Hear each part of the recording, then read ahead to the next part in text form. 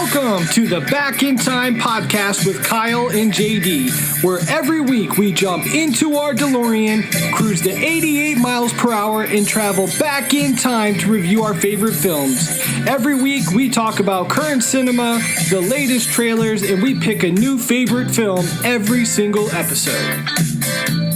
But I need a nuclear reaction to generate the 1.21 gigawatts of electricity. 1.21 gigawatts! Don't say that! Never say that! Goonies never say die! We're the best, we're the beautiful, we're the only Ghostbusters.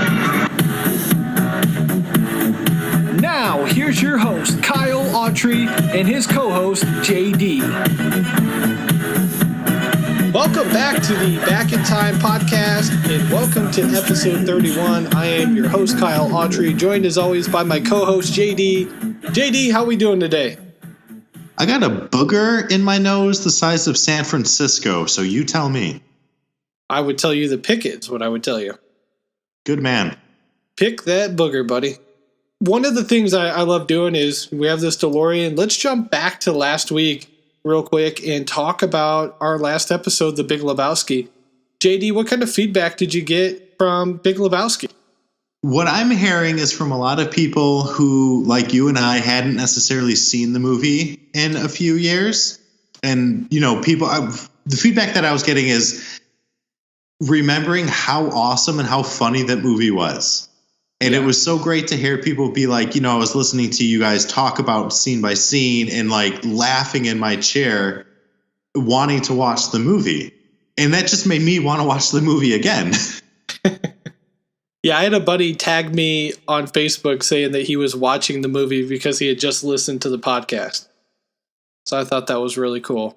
So shout out to you, Big Cat. Thanks for watching the movie and listening to the episode. We appreciate it. And we appreciate all of our listeners at Back in Time Pod, and we thank you guys for hitting the download button on today's episode. Please subscribe to the podcast on Apple Podcasts. That helps us grow, gain new listeners every week, and also make sure you guys never miss an episode. Doesn't cost you a single penny to do that. Also, shout out to our sponsor, Bunny 17 Media. Go there for all your books, comic books, and gag presents. Go there, check that out. You type in promo code Back in Time at checkout, and you save yourself 15% off your entire order. I wanted to start, South by Southwest has been going on this week. I've been hearing some really good things from a couple movies I'm really jacked about.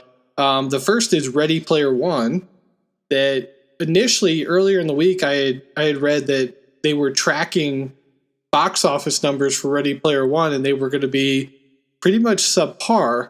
But now the feedback coming back from South by Southwest is everybody is falling in love with the movie and it's getting amazing reviews. Have you been listening to any of that stuff? And also, how excited are you to watch that movie at the end of the month? Yeah, I've been hearing the same stuff too. And I think that in terms of what we have out in the cinema, we have like a little bit of a lull going on. Black Panther's, you know, slugging away and still doing a great job. A Wrinkle in Time is sort of underperforming from what I can tell. Floundering for sure. So I think Ready Player One is going to come in, and it's going to come in with, you know, it's going to come guns a-blazing at a great time. And I think people are going to respond very positively to that sort of retro nostalgia that it's got. And I'm very excited for it. Like, I can't wait to see it. I'm going to make a bold prediction. They're saying right now somewhere between 35 to 50 million. I'm going to say 70 opening weekend. I wouldn't be surprised at that at all. Like, it's in a prime position to do well. Yep, especially now that we've got good reviews coming out. So I'm excited for that. The other movie that's making quite a bit of noise right now, and funny that I say quite a bit of noise because there's actually very little noise with this movie. It's called A Quiet Place, directed by John Krasinski of The Office, and also starring John Krasinski and Emily Blunt, which I believe is his wife, right? I think that's accurate, and if it's not accurate, they should get married and invite us to the wedding. I agree. We can expect our tickets in the mail. Probably never. Have you heard anything about this movie, and have you seen the trailer? I have seen the trailer, and I saw a trailer a little bit ago, when the initial one was released before the South by Southwest run that it's going through, and it made a splash when it had initially come out, and I know a lot of people were saying some good things and some bad things, but I'm hearing nothing but good things from the event, right? I mean, like it's doing well. Yeah, seems to be doing really well, and that's going to come out the week after Ready Player One. So Ready Player One's going to come out March 29th, and this will drop April 6th the next weekend. So you can bet that butt. I'll be going to watch both of those movies first week, and I'll have a short review for you. I also went to the movie theater today, shout out the Movie Pass, as I always do, and I saw The Strangers Pray at Night. I know I texted you a little bit about this, but I have to say I was pleasantly surprised. I kind of lowered my expectations initially, and then I had read a really good review from a podcast that we follow on Twitter, and I just was kind of blown away at how this kind of stuck to the original as far as like the feel of it, but then it had a lot of cool little twists and stuff that I did not see coming, and a completely different ending than the original too, which I thought was good. You can't keep doing the same thing. Are you planning on going to see this one? I know this is one of your favorite modern day movies. Yeah, again, The Strangers, in my opinion, is hands down one of the finest horror movies that in recent memory. And definitely the sequel is on my list. Everything that I've read said that it's pretty. It sticks to what, the theme and the atmosphere that the original created. Mm-hmm. I mean, you saw it. I mean, is that correct? Yes, very much. So I think if it does that, which is hard to do because the first movie was so like insane with the world that it created with like very little building blocks. So to be able to replicate that is like, I don't know, like if based on what you're saying, I'm sold. Like I am definitely in. Good. I think it's definitely worth seeing. There's another movie that I just found out about this coming week that is in the process and being developed right now by creator David Chase, and that is a prequel to The Sopranos. Now, obviously, the star of The Sopranos is no longer with us. Rest in peace. Do you have any interest in a prequel to The Sopranos? I'm actually a super huge fan of The Sopranos. I recently watched my way through the series and loved every minute of it. And so the idea of them doing like a prequel, starring Junior and Tony's father, I think that could be really effing cool. And from the thing that I was reading is setting it alongside like real historic turmoil that took place in the Jersey area in, I believe, the 60s. Yeah. Yep. I don't know. That sounds like a home run to me. And if I'm not mistaken, the original Sopranos first episode was intended to be a film. That could be correct. I don't know about the origin of that first episode, but I started getting into Sopranos only a couple years ago, and I got through like 3 or 4 seasons really quick, and then I lost my HBO privileges. So, that'll happen. Yeah, got to pay the bill to keep using it, apparently. No, I'm super. I read that same article, and I was super stoked by it. I think that could be a really cool movie. Yep, I agree. I'm definitely in. That'll kind of wrap it for big topics for the week. Let's do some intro to Carrie. So Carrie is a 1976 American supernatural horror film based on Stephen King's 1974 novel of the same name. The film was directed by Brian De Palma and produced by Paul Monash, with a screenplay by Lawrence D. Cohen. The film received 2 Academy Award nominations, one for Sissy Spacek in the title role and one for Piper Laurie as her abusive mother. The film featured numerous young actors including Nancy Allen, William Catt, Amy Irving, and John Travolta, whose careers were launched or escalated by the film. Also relaunched the screen and television career of Piper Laurie, who had not been active in show business since 1961, 15-year layoff. Carrie was the first of more than 100 Hey, Kyle? Yep. Real quick, let's make sure to mention that it also stars PJ Souls from Halloween fame. I'm glad you brought that up. We're definitely going to talk a lot about PJ in the review. All right, that's fine. I have not forgot her or her red hat. Okay, sorry. Don't mean to start. PJ Souls, she looks fine. Of course, as always. All right, sorry. No, you're good. So Carrie was the first of more than 100 film and television productions adapted from or based on the published works of Stephen King.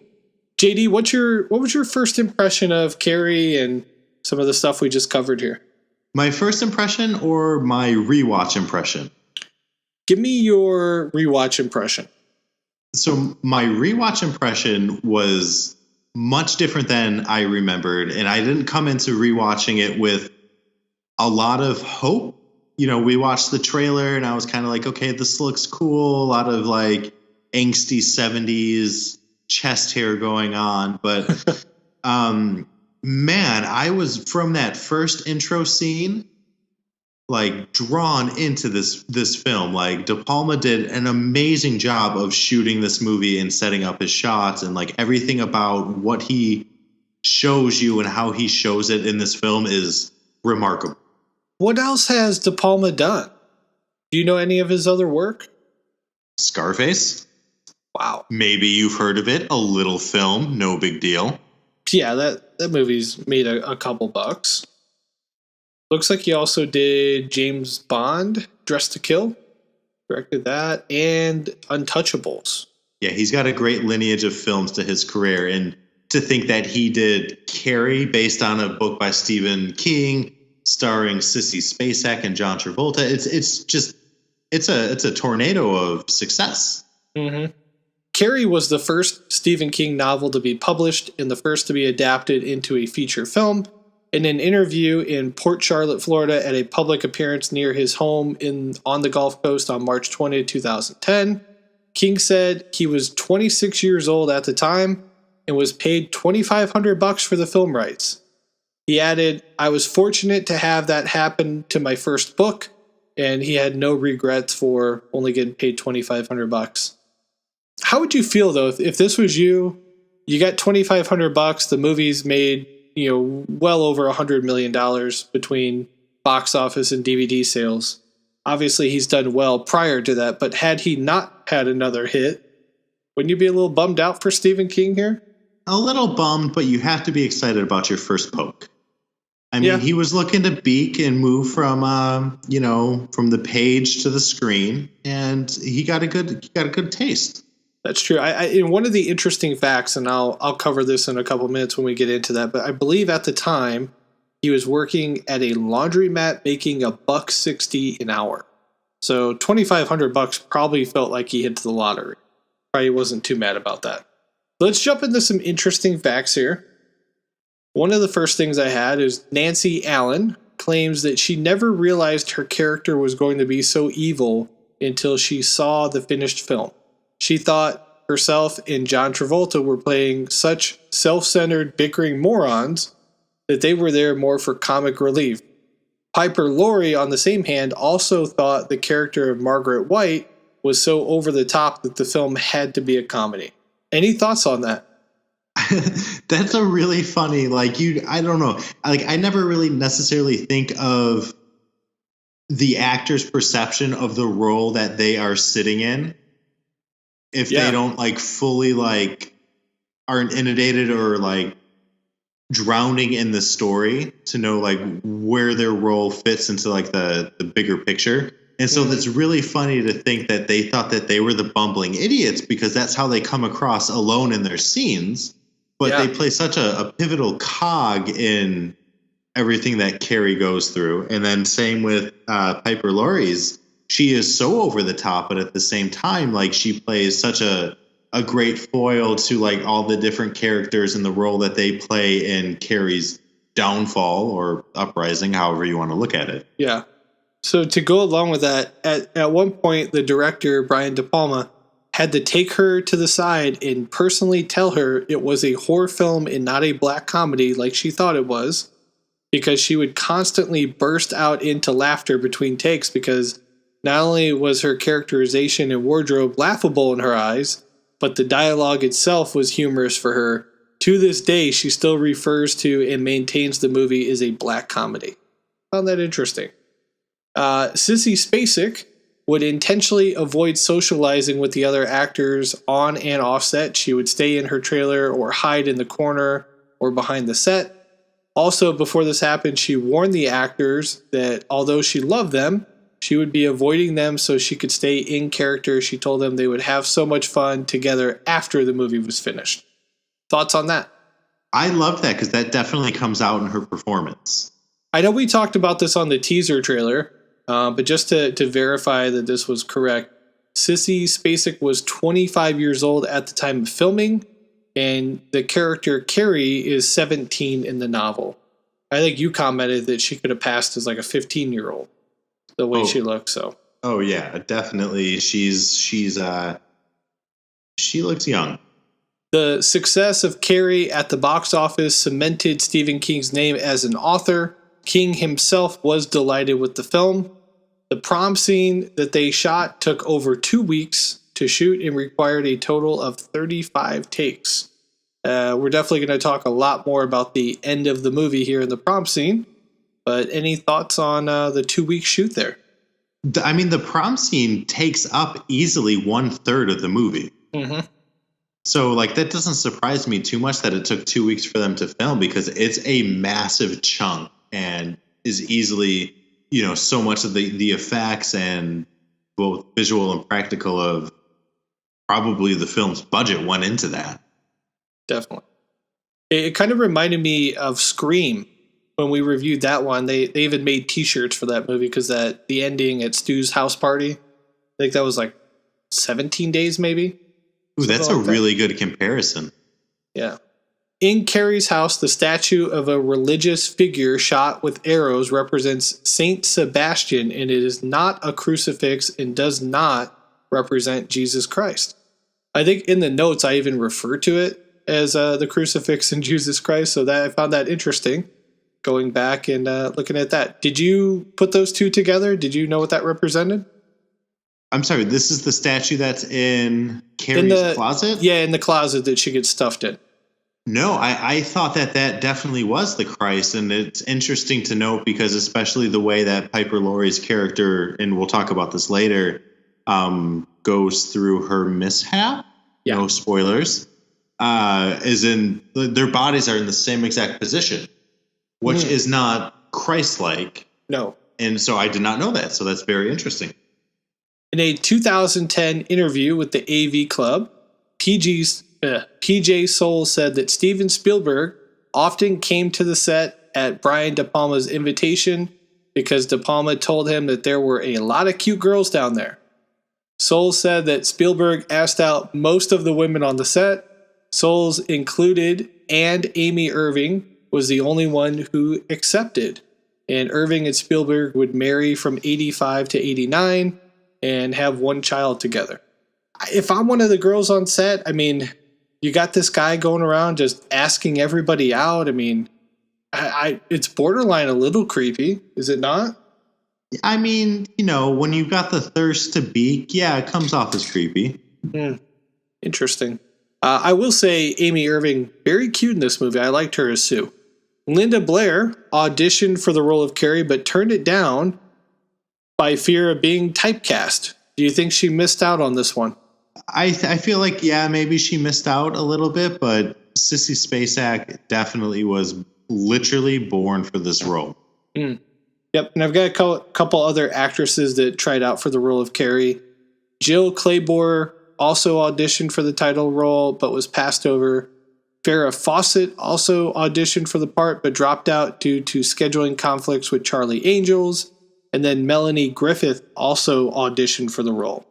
So they actually did not see Sissy Spacek originally, and her husband was working as part of the crew, kind of talked the director into giving her a shot to audition.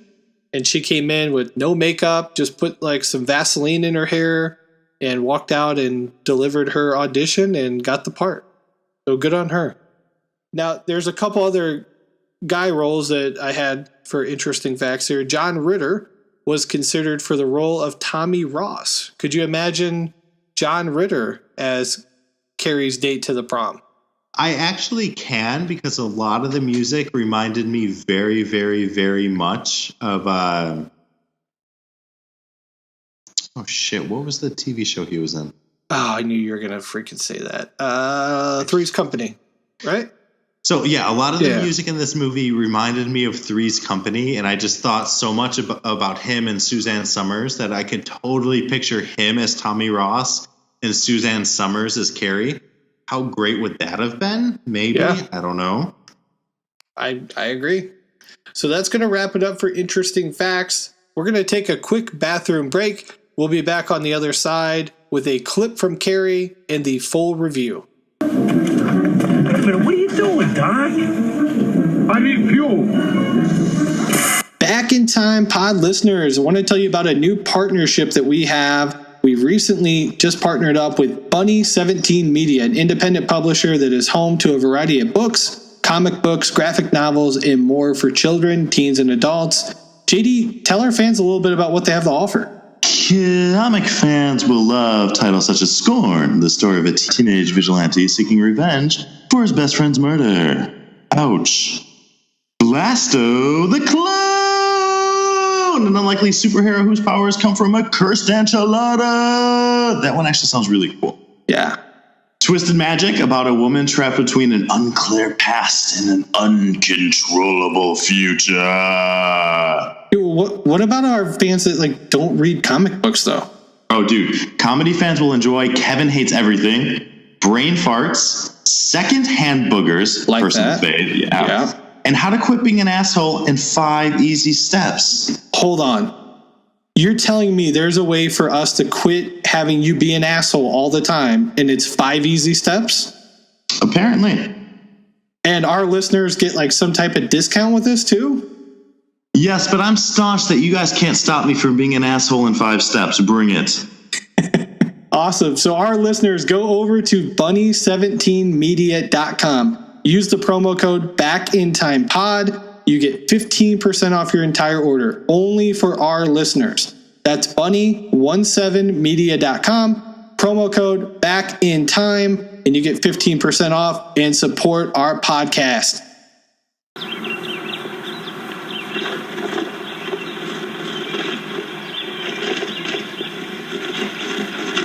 Carrie! Creepy Carrie!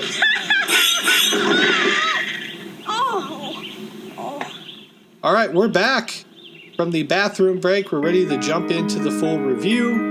JD, you still with me? Let the audience know I'm wearing my pants. There's a little bit of snowflakes in the air. Yeah, dude, come on, let's rock. How are we with the booger situation? You tell me. Sounds like it's still there. Better blow it. All right, so the film begins with a shot of girls playing volleyball at the high school. Carrie misses the ball as it goes past, and the girls start giving her grief as they go to the locker room. One girl tells her to eat shit. Inside the locker room, we have some very naked, scantily clad women who are just frolicking around in the locker room and in the shower. I think this is what every guy probably thinks goes on in a women's locker room, but it really doesn't. But they play it up for the movie. The camera zooms in on Sissy Spacek showering. We've got a booty shot here. And then she starts washing her face with a bar of soap. JD, what the fuck is going on here? And I feel like this is too much for a movie. I definitely feel like this is not the kind of scene to open a movie with in 2018. But I think Brian De Palma does a great job of sort of setting the scene, the shots that he uses, the music that he uses in this scene to sort of take in the landscape and sort of illustrate the problem that Carrie's facing against the problem that she's facing out in the rest of the locker room is like a great juxtaposition. And, and I honestly did not remember this scene. And I did not know where this was going. And when it hits its stride, I was kind of like, well, they went there. He does not. Yeah, he does not bite the curb. So we'll get to that part of the scene in a minute. And I get your point. But the first 30 seconds of that is him just being creepy McCreeperson. Like he's literally just filming these girls with boobs bouncing, shots of their ass. Like, I don't think there's any thought behind that other than we're going to get some hot girls on tape here, on film. And then he gets into the part that sets up the story.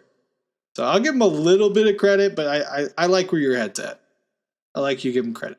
We see Carrie showering, and she's putting her hand between her legs, and all of a sudden we see period blood start going down her leg. Carrie comes running out of the shower, asking the girls to help her. She's asking for help when the girls start throwing tampons at her. Again, JD, I don't know what's going on here, why they're throwing tampons at her, and nobody seems to want to help her. But the gym teacher finally comes into the shower to calm Carrie down. And in order to calm her down, she smacks her in the face as hard as she can and tells her to calm down. The girls turn to leave. We've got our first shot of PJ Souls as Norma. And then we've got a light bulb that blows in the shower. We're definitely going to talk some PJ Souls in a second. But what did you think of this scene here with the period blood and the gym teacher? Again, I think that at its heart, this scene is beautifully shot. It's beautifully directed. I personally don't understand the reaction of throwing tampons and towels at a girl as she's cringing at her first period. Like, damn, you girls are savage. Yeah, I guess that was... Maybe we've got some older audience members that can tweet at us and tell us if that was the norm in the 70s to do that. Man, that seemed intense. And we grew up in the early 2000s where like anything went in the locker room. Like I remember reading a story about a football team that shoved a broomstick up a guy's ass. I mean, it was like anything went. Couple of things here. First off, the gym teacher, Miss Collins, she might be the hottest out of all the girls, number one. And then we've got PJ Souls, who's wearing her red cap that she keeps on the entire movie, which I think is awesome, which I believe was actually ad-libbed by her. Any thoughts on the teacher or PJ Souls? If you're asking what I think you're asking, and we've discussed PJ Souls before in previous episodes, go ahead and listen to our episode on Halloween, and we get into a little PJ Souls action. She's an amazing actress. And she nails this role. And I definitely think that she's, in my opinion, she's the one that I sort of like magnetized to. You got the teacher, I'll take PJ Souls. I'm not mad at that. So Carrie sits in the principal's office. Ms. Collins has blood on her shorts. Mr. Morden, the principal, tells Carrie to take the rest of the day to go home. He keeps calling her Cassie instead of Carrie. Carrie stares at an ashtray, and he calls her Cassie one more time, and she yells, "It's Carrie!" And the ashtray flips over, and she walks out. On the way home from school, Carrie is called a name by a young kid on a bicycle, and seconds later, he crashes and nosedives, and it seems like Carrie did that with her mind. It was pretty cool. What'd you think of that? I love the way that this kid is like weaving in and out of the trees, and he's calling her creepy Carrie, and she just makes him bite dirt. And like, kick rocks, nerd. So it's the second time that we get to see, or at least be hinted at, that Carrie has some sort of otherworldly power. And I don't know, I can see like what you're saying earlier about Piper Laurie being like, this is a dark comedy. Because watching that kid eat mud is hilarious. He just face plants, and like I rewound that scene 3 times just to laugh at that kid and be like, you loser. So we meet Carrie's mom, Margaret White, in the next scene, played by Piper Laurie, was nominated for an Academy Award. What were your first thoughts on Piper Laurie and Miss White? What did you think of her character in this initial scene here, trying to talk this lady's daughter into a church retreat of sorts? First of all, Mr. White. No, that was a cool scene. It was a good way of introducing her and Piper Laurie's character, and to establish who she is and how unhinged she is, but without necessarily like showing like how way out in left field she comes from. Yeah, I thought it was really rude. The lady gave her $10, which in the 70s, that's like handing somebody a 20. And then on her way out, she stops and she's like, "I pray that you find Jesus." And then she leaves. I was like, give me my $10 back. You're going to be rude about it. Then buy me like 10 McChickens. Carrie's mom enters the house next. The phone rings. I assume it's the school calling, but we can't really hear anything. But Carrie's mom looks up at the ceiling a couple times during the conversation. Carrie makes her way down the stairs. Her mom immediately hits her with a book, and then she's reading the book called The Sins of a Woman. And I've got a clip here, and we'll listen to Carrie and her mom. You old woman. Why didn't you tell me, Mom? And God made Eve from the rib of Adam. And Eve was weak and loosed the raven on the world. And the raven was called sin. Say it. The raven was called sin. Why didn't you tell me, Mama? Say it. No. The raven was called sin. Ooh, woman. And the raven was called sin. And first sin was intercourse. First sin was intercourse. I didn't sin, Mama. No. Say it. I didn't sin, Mama. First sin was intercourse. First sin was intercourse. First sin was And the intercourse. first sin was intercourse, Mama. I was so scared. I thought I was dying. And the girls, they all laughed at me and threw things at me, And Eve Mama. was weak. Say it. No, Mama. Eve was weak. No. Eve was weak. No. Eve was weak. Say it. No, Mama. Say it. Eve was weak. Eve was weak. The Lord visited Eve with a curse. The curse was a curse of blood. You should have told me, Mama. You should have told me. What do you think of this scene here with Carrie and her mom? So it's definitely like an escalation of just how crazy Mrs. White is. And you don't know, like, you don't have a point of reference for the relationship between mother and daughter. But Yeah. to see her just like choking down biblical truth at her daughter is very unsettling. So it puts us as the viewer in a position to be like, okay, well, we can relate to Carrie in that, stay away from me, you crazy overlord. Right. I was going to say the end of this scene is so intense here where Carrie's getting pulled by basically her hair into this closet. Then her mom blocks it shut and she has to light a candle, and Saint Sebastian, who I thought was Jesus Christ, apparently it's not though. And that's not what it represents, the crucifix or anything like that. But this was just really creepy. Like, I can't imagine being a young teenager and having my parent like shove me into a closet in pitch black and then block the door so you can't come out. Like, what did you think of that? Yeah, that's definitely a situation that would produce serious mental, physical, emotional trauma. Yeah. And like that's no good. That's like I think all parents need to get like a parenting 101 book that says do not do this to your child. Yeah, I would agree with that. So what seems like hours later, Carrie finally exits the closet, thanks her mother, gives her a kiss, goes upstairs to go to bed, and then the camera follows her upstairs and she's crying. She's looking at the mirror, and then she shatters the mirror with her mind. Her mom rushes to see what happened. Carrie's got the door blocked. And then finally she allows her mom to come in, and the mirror's been put back together. And Carrie's just like, no, I'm just sitting here praying. Well, what's going on? What do you think of this scene here with the broken mirror? So this is the third time that we see Carrie's potential horrible powers. Yeah. Right? Like she's got, there's something secretly deep within her, but also there's a deep secret shame in her that she doesn't want her mommy to know, so she needs to fix the mirror. Right. Definitely. She's still afraid of her mom, even though she's really powerful. At this point, she's still, like, leave me alone, and she wants to curl up in a corner. And anyway, the next day, the kids in the class are screwing around. They're throwing stuff back and forth. The teacher's reading a poem. The camera focuses on Tommy, blonde-haired kid. He's got a head of hair on him. The teacher says, anybody have any comments? And Carrie comments that she really liked the poem, which was written by Tommy. That's going to come into play later in the film here. Miss Collins calls roll for class next, checking to make sure everybody's there. She tells Chris to spit out her gum, and she also tells Norma to wipe that smirk off her face, and then she goes on to tell the entire class that what they did yesterday was really shitty. And I like that she rips into the girls here for really bullying Carrie, and then she gives them a week of detention, and the detention will be with her on the field, and she's basically going to run their butts off and exercise them to death.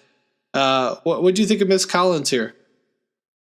She is fair, and she is scary as hell. I can see why you like her. Yep, for sure. No, her punishment, I like that she gives the two extremes of the punishment, because either, the 3-day suspension and you're not going to prom, or 5 days your ass is mine. Yep. And if that's not the 1970s gym class in a handbag, shout out to all of our listeners that remember gym class in the 70s. I hope we have some. But I mean, seriously, so many horror movies and thriller movies and scary supernatural movies all have that reoccurring theme and fear of gym class was horrifying. Yeah. Let's talk about Chris here. She's played by Nancy Allen, who many of you may remember as Officer Ann Lewis from all 3 of the RoboCop movies. JD, I know you're a huge fan of the movies. Did you notice her right away, since she's quite a bit younger here? She had her trademark bitchy face on, which was great for her. And, she had a little bit of chop later in RoboCop for the hair. But, I mean, she looks good. No, I think she does a great job as Chris, and we're going to talk a lot more about her as we go. So we're on the field next. The girls are doing jumping jacks. I love that Norma, PJ Souls, is still wearing the red hat, and she's also wearing matching red shorts while everybody else has different color shorts on. So they really play up this whole red thing that she has going on. And then we've got a montage of just different exercises, the jumping jacks, the sit-ups, the push-ups. Eventually, Chris gets fed up and approaches Ms. Collins, and she tells her there's 10 minutes left to get back in there, keep exercising. Chris tells her to stick it up her ass. Ms. Collins smacks her in the face. Chris starts crying and tells the girls that they got to put an end to this, and if they stick together, they can do it. One of the girls tells her to just shut up. Man, the times have changed. Can you even imagine if you heard of a gym class teacher just smacking the living shit out of your kid? I would tell the teacher, you have my blessing, smack my kid again. It's interesting. I think we're only maybe 15 minutes into the movie. I've seen at least 3 smacks in the face now. 2 by the gym teacher, 1 by the mom with the book. And that sounds accurate. We've got more coming. And not only do we have more coming, but we've got butt chin. John Travolta's in the next scene here, and we're introduced to Billy Nolan. JD, what's your favorite John Travolta movie, and why is it Face Off? I will definitely say it is without a doubt Face Off, because we get to see a movie where 2 actors get to pretend like they're acting in a role of interpreting how someone else would act while acting like who is acting like them. That's perfect. That makes total sense to me. Not only that, but I mean, I think Nicolas Cage is the one that really shines in Face Off, but we'll save that for the full episode because that's coming down the pipeline at some point. Can we also talk about the movie Michael? Because he's great in Michael. Yeah, go ahead. What do you want to say about Michael? He's great in Michael's with his overalls and his little angel wings. And his butt chin, of course. So Billy and Chris are driving down the road. He appears to be big man on campus here. People pull up. They start yelling to him. Some girls come up and they just start screaming. They're like, "Oh, Billy!"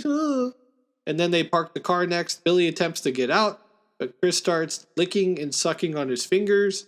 Then they start making out. Chris eventually pushes Billy off of her to start fixing her hair. Then they start arguing, and then Billy backhands Chris. That's the force slap.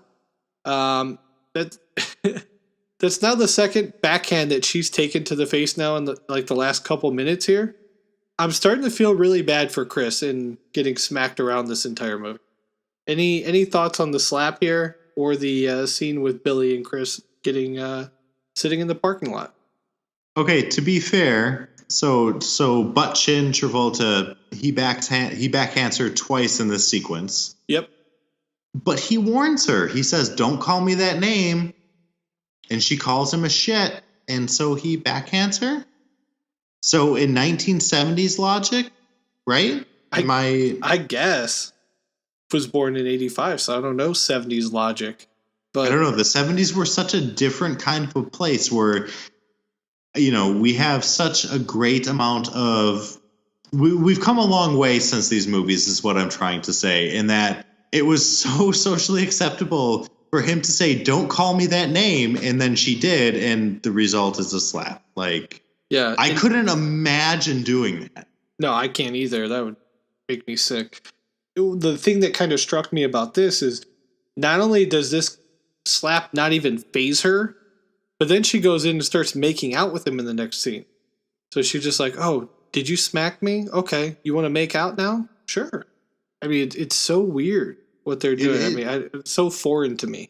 I know. I just like, you've watched the remake. Is that included? That sort of like definitely don't remember that in the remake at all, but I could be off. Okay, yeah, because I'm like, it's for the film. It's a decently important to set up their characteristics, and in the 70s to make the male more masculine. You would have him just slap the woman, which obviously that's no good, and you can't do that anymore. So I just didn't know if. Yeah, I think they cut that from the remake. Okay. Let's talk about what happens after they start kissing. She starts kind of making her way downstairs here, and she's like, "I got something important to tell you. It's something really important, Billy." And she just kept repeating that over and over again. And she eventually goes down stairs where Billy's little friend is, and she just keeps saying over and over. Meanwhile, Billy's like, "Who the heck is Carrie?" And then they cut to the library. We see Carrie there, but I don't. What are they doing? I didn't understand this scene at all. Dude, this scene was weird as heck. Like, they're implying that she has a mouthful, and yet she's talking completely like, "Oh, I hate Carrie. Bobby, I hate Carrie. We should do something against her." And it's like, which one are we doing right now? Yeah.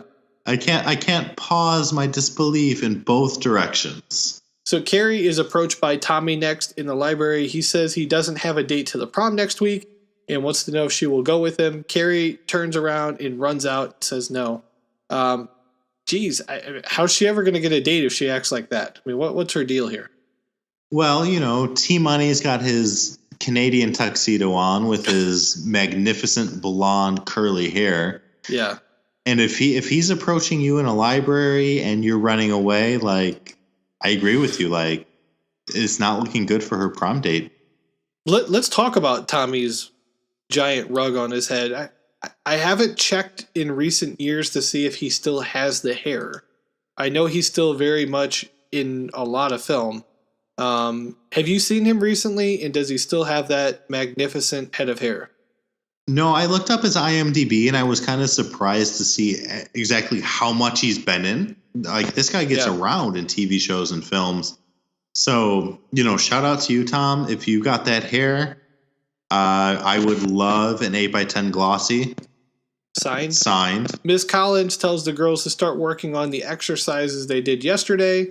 She walks down the stairs to talk with Carrie.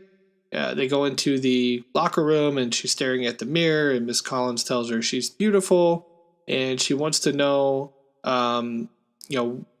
what's been going on and if she's been treated okay. And then she tells Miss Collins about Tommy asking her to prom. So in the next shot here, Miss Collins is talking with Sue and Tommy, and she wants to know why they're trying to ask Carrie to go to prom. She tells them that Carrie isn't that stupid, and neither is she. Tommy gets mad at the accusation, and so does Sue, who insists that it is not a joke and that they're just trying to be nice to her. Are you buying this nice guy act from Tommy at this point, or you feel like he's up to something? Oh, yeah, no, I totally buy Tommy's nice guy act here. Like, he seems completely innocent, and I think he is, like, given the fact that, she was just like, "Hey, ask Carrie to prom." I feel like he's just a really nice guy. Yeah, and he arrives at Carrie's house next. Carrie seems really nervous that he's there. Tommy, again, wants to know if she will go to prom with him. She insists that she can't go. Tommy says he's not going until she says yes. Carrie's mom starts yelling in the background, and Carrie's now begging him to leave. and she finally gives in and says, okay, she'll go, and shuts the door, and Tommy leaves. Thought this was really nice of Tommy. He shows up at the house. He's just like, I'm not taking no for an answer. What'd you think? I think it goes into showing that Tommy is a legit nice guy. His intentions, while they might not be, he's not asking Carrie because he's like, oh my gosh, I'm so in love with her. It's not like 90s rom-com type of a thing, but he's legit in wanting to ask. Like, that's how I take it in this moment. Like, he legit wants to ask her out. Like, he's committed to taking her to prom. Meanwhile, we've got Billy and a bunch of his friends go to a pig farm. One guy says, come here, piggy, I'm going to bash you in the brains. This is so 1970s here. The fact that they're even able to get in there and they're walking around with sledgehammers. Good Lord. What did you think of this scene here where Billy starts sledgehammering a pig? So I was so surprised in seeing the scene because it has been a long time since I've seen Carrie, and it immediately reminded me of the scene from 11/22/63, the Hulu series starring James Franco, where his character Jake is taken out to the slaughterhouse and is forced to. They try to get him to slaughter. I believe it's a cow in that miniseries. And so, I was immediately drawn into the fact that maybe Stephen King has the sort of death wish to animals. Because the way that they destroy the pig with the sledgehammer, it's so effed up. It's a little creepy, but I can think of several other movies that involve torturing animals that he's written about that have been turned into movies or film. Not in Thinner. Well, definitely not in Thicker. Ellen Thicker. The off-Broadway show. Thicker. Carrie and her mother have dinner next. Carrie tells her that she was invited to prom. Her mother immediately throws a drink in her face. Miss White threatens to throw her in the closet. Her mother says, to the blood comes the boys. Her mom tells her that she's not going. And she gets really upset. She goes into the kitchen and is about to shut a window when Carrie slams every window in the entire house. She says she's going and things around here are going to change. Her mom calls it Satan's power. Carrie says that she can move things with her mind, and she's read in books that other people can do it too. Miss White says that that's what happened to your father, and that's why they took him away. And Carrie says, we all know what happened to him. He ran off with another woman, and everybody knows it. At the end, she says she's going to the prom, and that's it, and she doesn't want to even talk about it anymore. So Carrie's now standing up to her mom. What do you think of this scene? Dude, she's a total Carrie, Russell, and Felicity now. Nice reference. I like that. Thank you. Billy, but no, in all seriousness, does this not completely remind you of the scene in Waterboy where Adam Sandler learns the true nature of what happened to his pappy? That's all I could think of this whole time. In the next scene here, we've got Billy, and he's got a bucket of pig's blood, and he's attached it to the rafters in the school gym, and he tells Chris to keep your tits on, and maybe I'll let you pull the rope when the time comes. She's been trying to pressure him to hurry up. I've never heard that before in my life. Again, that's a 70s thing, but what do you think of that scene with Billy? Dude, I feel like if you ever tried to use that phrase on a woman, you are just asking to get your jaw relined. Keep your tits on? Really? And this is John Travolta pre-Scientology, if I'm not mistaken, because it's not until Saturday Night Fever that he gets really deep into that whole mess of stuff. Yeah. So I wonder if they made him pay for that line.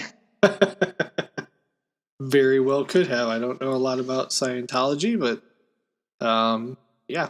Now the girls are gossiping next about Tommy taking Carrie to prom. Sue tells another girl that she asked him to take her, and Chris reveals her plan to Norma on what she's going to be doing at prom. Carrie in the next scene is trying on lipstick. Tommy and his boys are in the tuxedo shop. Carrie's in her bedroom next getting ready. Her mom wants to burn her dress because everyone can see her breast. She says, take it off. We can burn it together. Miss White says she's not coming. Miss White says he's not coming. Carrie tells her to stop. She's already nervous enough. Her mom starts scratching herself to try and hurt herself. Carrie tells her to be quiet and throws her down on the bed, again with her mind, not physically. And her mom tries to get up again, and Carrie throws her back down on the bed. And her mom now is calling her a witch. Tommy arrives, and Carrie leaves, and they arrive at the prom. And we'll get to that scene in a second. But what did you think of the scene up in Carrie's bedroom here with her mom? It was a very tense scene. Like, it was very, like, the give and take between, what they do between mother and daughter, and Carrie's checking out the window, and she sees, and at the one point, like, it appears like there's a cross, like, etched out onto the street. I don't know if it's like a crosswalk thing going on there, but there's a lot of foreshadowing, between what Piper Laurie's character is saying and what Carrie is saying. And it's really intense. And for her to go completely Professor X on her mom. Yeah. And, it was just like, Carrie's got this. Carrie's ready to get her corsage on. She's ready to get her punch on. She's ready to get her prom on. So Carrie and Tommy wait in the car. She tells him that she's scared. Tommy assures her that they're going to have fun and that he would look pretty stupid out there dancing on his own. And she smiles, so he gets out of the car and they go inside. I've got some music I'm going to insert from the dance. I thought having a live band, number one, was really cool. I love that aspect of it. Yeah, I went to prom, I think 4 different times in high school. Not one time did we ever have a live band. I always thought that would be awesome. JD, for you guys, DJ or live band? Well, I went to prom once. Oh, you're not popular. That makes sense. What? How'd you go to prom 4 separate times? So I dated an older girl when I was a sophomore. So she went to her prom when she was a junior. And then the next year, we went to her prom again, and then my prom. And then my senior year, I went to my prom. I think that adds up to 3, but that's 4. Props on you. 1 sophomore year, 2 junior year, 1 senior year. Oh, different schools? Yep, different schools. Oh, okay, there it is. Yeah, no, I went to prom once. It was awful. My date was a banshee from hell, and she was horrible, and I hated her. Wait, she was the band chief? Like American Pie? No, she was a banshee. Oh, okay. She wishes she was a band chief. Nice. Needless to say, we got kicked out of Six Flags Great America. For what? That's a different story for a different day. Okay, great. Now, Carrie tells one of the girls at the dance that she made her own dress. Miss Collins comes up to Carrie. Tommy leaves so they can talk for a second. And I've got another clip here of Miss Collins talking about her prom.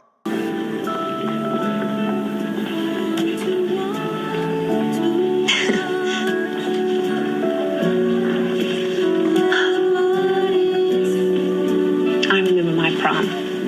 I had a date with the captain of the basketball team, and he was 6 feet 7 inches tall. So I went out and bought a pair of 3-inch spike heels so that our kiss goodnight would be less awkward, right? So anyway, we went in his pickup truck, which of course broke down, and we had to get out and walk the last half mile to the prom. So by the time I got there, my feet were so covered with blisters that all I could do was just sit there, I mean, I couldn't dance. So we just sat there and just talked. And it was magic. Is it like that for you? It's nice. Just nice. No. It's like being on Mars. You'll never forget it. I don't think I will.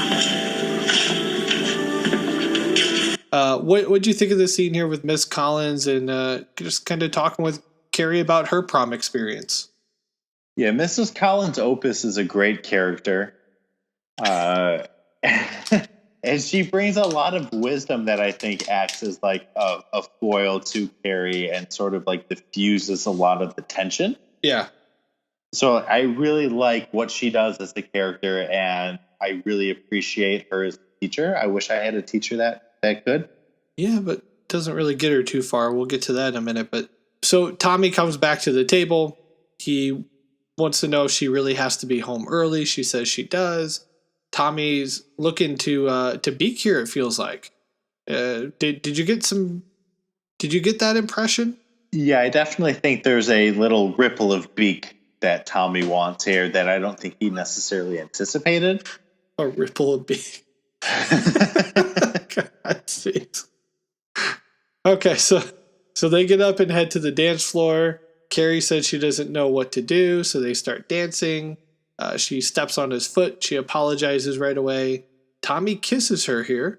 I did not see that one coming with the kiss. I knew he was looking to, there was a ripple in the beak, but I did not see him kissing her because his girlfriend's the one that set this whole thing up. Now he's kind of stepping out on Sue. What would you think about that? I think Carrie has that kind of like animal magnetism, right? That like I think Tommy is like, I think there's like an extra layer in this story that maybe the novel gets into, which like maybe digs into that sort of like primal reaction that Tommy has to Carrie, which I think like Can't Hardly Wait maybe gets into. Because Can't Hardly Wait is essentially Carrie without the murder. Sure. Yeah. Okay. And it's definitely not, but yeah, I like your bullshit. But maybe those two movies could not be further apart. But I mean, if you believe it, it shall be. It's not a lie if you believe it.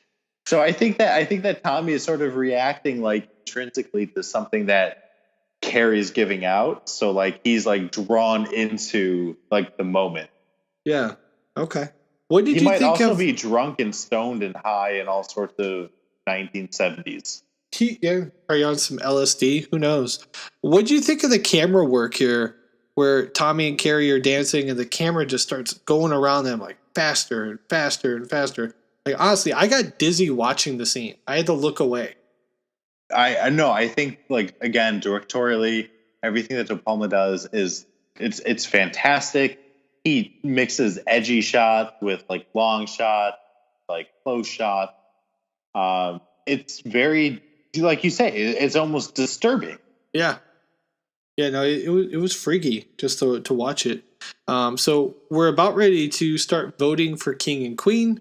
Carrie says, "Oh, here we are," and their names are on the ballot. Back at the house, Mother is chopping a carrot with a giant butcher knife. I'm not sure if this was supposed to be like foreshadowing or something, but it definitely put off a strange vibe with the carrot. The ballots are being collected now by Norma and Freddie. They collect them all, and then they kind of go into a corner, toss them on the ground, and then Norma just kind of kicks them behind a stage. Underneath the stage, we see Billy and Chris. The camera pans up above the stage, and we see the bucket of pig's blood. The winners are announced. It's Tommy Ross and Carrie White. Carrie can't believe it. It's so tragic to see how happy she is here, knowing what's right around the corner. But we won't give that away yet, so they start walking slowly to the stage. Carrie's eyes are watery. Sue watches on with a big smile from behind the stage. We get up onto the stage. They hand Carrie the flowers. The bucket is inching closer to the edge here. All the students are cheering, clapping. Miss Collins looks so happy. They take the picture. She's got the crown on her head. And then we see the rope leading up to the pig's blood, and Sue finally recognizes the rope. Sue comes out from behind the stage, and she sees the bucket right above her head. She runs over to the stage. Miss Collins, meanwhile, is looking at Sue and watching her making her way to the stage. Sue goes to stop Chris and Billy, but Miss Collins pulls her away and leads her out of the gymnasium, and finally the blood comes pouring down from the ceiling on Carrie, and she is drenched with blood here. Billy looks up to see what the blood came from and sees the bucket, and then he turns his attention back to Carrie, and the bucket falls and hits him in the back of the head and pretty much knocks him out. What do you think of the scene here, JD? The first comment that I want to make is the epic comparison scene that Degrassi does on Rick Murray. Okay. If you've not seen Degrassi, Kyle, I hate you. I have not, so you hate me. But this scene has been done over and over and over and referenced countless times throughout movies and TV shows, including Degrassi. Shout out to all of my Degrassi lovers. And it's so effing tragic, and you can't help but echo what is to come of, Carrie hearing her mother's words. They're going to laugh at you. Everything's going to go wrong. And it does. Yep. If there was so much foreshadowing that her overzealous religious mother, if she had only listened, you can't help but be like, oh, how was Piper Laurie right? How was Miss White right? So yeah, and that's what we see. We've got Carrie just standing there and the voice of her mother saying, "They're all going to laugh at you. They're all going to laugh at you." And she stares at the crowd and they're all literally laughing at her. Even in her head, Miss Collins is laughing at her, which we know isn't true. The kids try and exit the prom. Carrie blocks the doors from opening, then turns on a fire extinguisher hose and starts spraying everybody. The lights are getting drenched, so we're getting some electrocution going on. Carrie looks possessed standing on the stage. The principal goes to grab the microphone off the stage and gets electrocuted. Miss Collins, poor Miss Collins, she gets crushed by a giant prop that swings from the ceiling and basically cuts her in half here. The entire stage lights on fire, and Carrie slowly walks from the stairs and down onto the gym floor. Now, as we pan out, the entire gym is engulfed in flames. The door finally opens to exit from the gym, and Carrie leaves, and the door slams shut behind her. Holy shit, this scene was nuts. What did you think of this scene here, JD? Dude, it gets. I love the comparison that you made earlier when you talked about how it is equivalent to the last 30% of Scream. It's and I never thought about that comparison until we now watched Carrie, to think that strategically the way that the film and then Scream is set up to have everything set up this last avalanche of shit. And that's exactly what we're witnessing and what we're seeing. And Carrie is so stoic and just, it's miserable. Yeah. And the way that it's shot with the cut screen and the way that the colors come in and out and I don't know, it's brilliant and frightening. The crazy part is 76, we've got no green screen. This fire that you're seeing in the gym, they had to really light that thing on fire. So props to the special effects department and everybody that worked on that, because they lit that entire gym up. And hopefully nobody got hurt. I never saw anything about people getting hurt. But anyway, we've got Carrie walking down the street next. Chris, who is driving Billy's car, floors it and tries to run Carrie over. Carrie does a quick turn, sees the car, and flips it over, and eventually the car catches on fire. So it's hard to feel bad for her when she's now killed a couple hundred kids after getting the blood dropped on her. I mean, that was obviously tragic for her, but now she's killed 200 innocent kids. And poor Miss Collins. I can't believe she did that. JD, what'd you think of the car flipping scene? I feel like that a good amount of the budget went to this car flipping scene, right? And we just 900,000 of the 1.8 million. Right, all right into that. And like you said earlier, special effects were a different beast back in 1976, so it's an actual car flipping with an actual driver inside. Ugh, that guy had to get dinged up. Shout out to that guy. Carrie goes into her house next. We've got candles lit everywhere. We've got an organ playing in the background. Carrie makes her way up to the attic. She enters the bathroom, and her mother, being a total creep, is standing behind the door, but she doesn't come out yet. She's just standing there being very quiet like a statue. We have a shot of naked Carrie here. I wasn't mad at that. She may look 15, but she's actually 25, so, we can let that slide. Carrie comes out of the bathroom and calls for Mama, and she pops out from behind the door finally, and she wants her mother to hold her. Miss White starts crying and saying that they lived sinlessly before all this happened. We got down on our knees to pray one day, her and Carrie's dad, and she smelled whiskey on his breath. She says she could have given her to God when she was born, but now the devil has come home. Will you pray with me, Carrie? Carrie agrees to do it. Then her mom starts praying and says this will be the last time they ever pray. She reaches for a butcher knife and stabs Carrie in the back. Carrie falls down the stairs. She holds the butcher knife high in the air. Carrie slides backwards into the kitchen. Her mom has this sick look on her face, and she wields the knife high above her head, and she's about ready to strike down on Carrie when Carrie begins throwing knives at her own mom. One of them goes right through her hand, right into the wall, and then we've got several that hit her in the chest. She moans here, and then eventually her head just kind of plops over. Carrie curls up in the corner, and the camera pans out, and her mom looks exactly like the saint, whatever that thing's called, that was in the closet. It's kind of eerie how they look similar. Saint Sebastian. Saint Sebastian, there you go. Saint Sebastian. Carrie pulls a knife from her mom's hand and grabs her. The house begins to crumble as Carrie goes into the closet door with her mom, and the house catches fire, and it just starts melting like butter. The Saint Sebastian doll has the arrows on its body, and that's kind of the last thing we see as the house crumbles into the ground. What did you think of the death of Carrie and Miss White?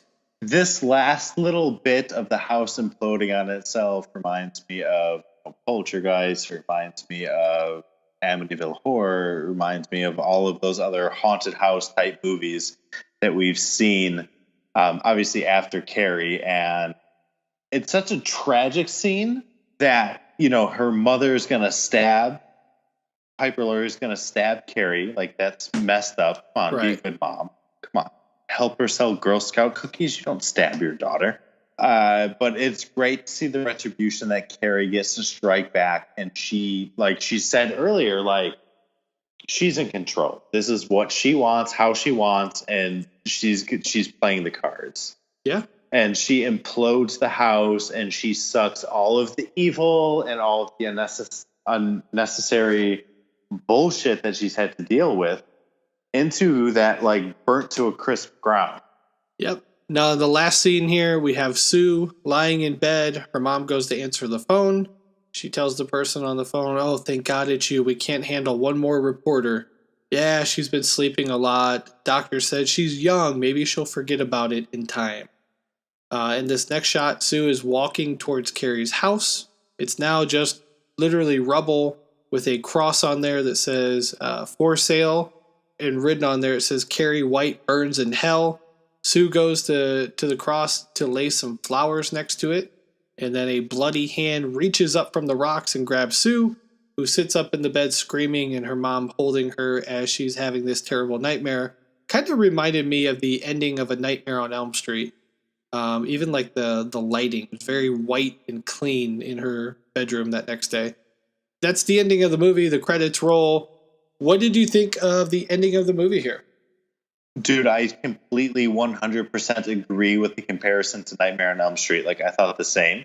Yep. I'm gonna go out on a limb, and I'm gonna say that my overall interpretation of the ending and of the movie reminded me a lot of Chronicle. You remember the movie Chronicle from like 2008? Yep, sure do.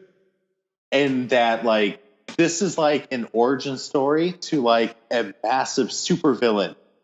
Okay. Carrie, and she comes back from the dead, but she learns her power through great trauma and great stress.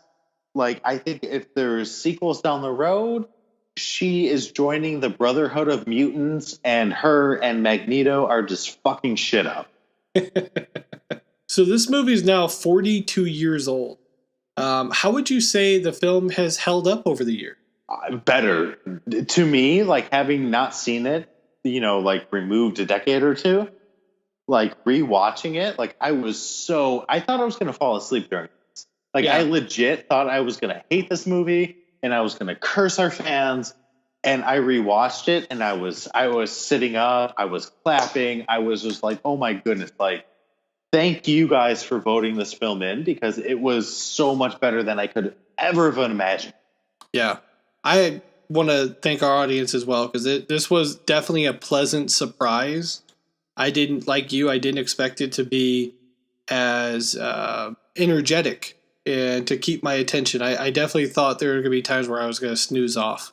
They did a good job throughout the entire movie, so everything went well. I thought this was a great movie for us to review.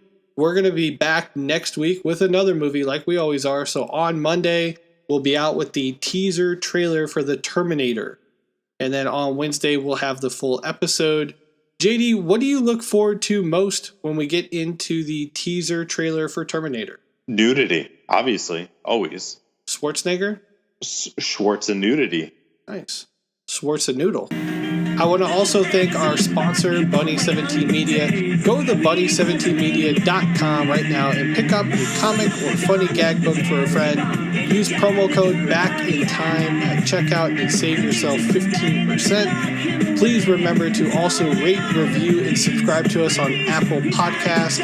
But it is that time of the episode for us to turn on the ignition, climb back into the DeLorean and punch in today's date and return back to present day. Thanks for listening. We'll talk to you on Monday. Yo, bitch, Mr. White. This means your future hasn't been written yet.